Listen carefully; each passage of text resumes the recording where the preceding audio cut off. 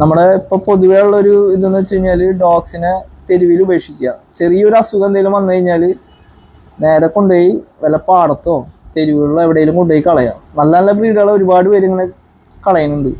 അപ്പൊ ഇതിനുള്ള മെയിൻ കാരണം എന്ന് വെച്ച് കഴിഞ്ഞാല് ചെറിയ രീതിയിൽ എന്തെങ്കിലും ഒരു അസുഖം വരുമ്പോൾ അതിനെ ട്രീറ്റ് ചെയ്ത് ക്ലിയർ ചെയ്യാനായിട്ട് അവരാരും നിൽക്കാറില്ല. അതിനെ കാര്യങ്ങൾ അറിയില്ല.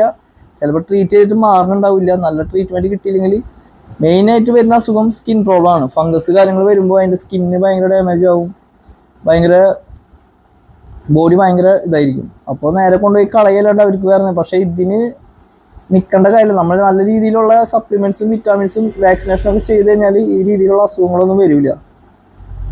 പിന്നെ നമ്മൾ ശ്രദ്ധിക്കേണ്ട കാര്യം എന്ന് വെച്ച് കഴിഞ്ഞാൽ പപ്പീനെ എപ്പോഴും മേടിക്കുമ്പോൾ ആ പപ്പി നമുക്ക് സ്യൂട്ടബിൾ ആണോ എന്നുള്ളതും കൂടി നോക്കിയിട്ട് പപ്പീനെ എടുക്കാം. ഇപ്പോൾ കുട്ടികൾക്ക് കളിക്കാനായാലും വീട്ടിലേക്കായാലും ജസ്റ്റ് ഇപ്പോൾ ഒരു ടോയ് ഷോപ്പിൽ പോയിട്ട് ടോയ്സ് മേടിച്ചു കൊടുക്കുന്ന പോലെ ഒരു നായ്ക്കുട്ടീനെ മേടിച്ചു കൊടുക്കാതിരിക്കുക.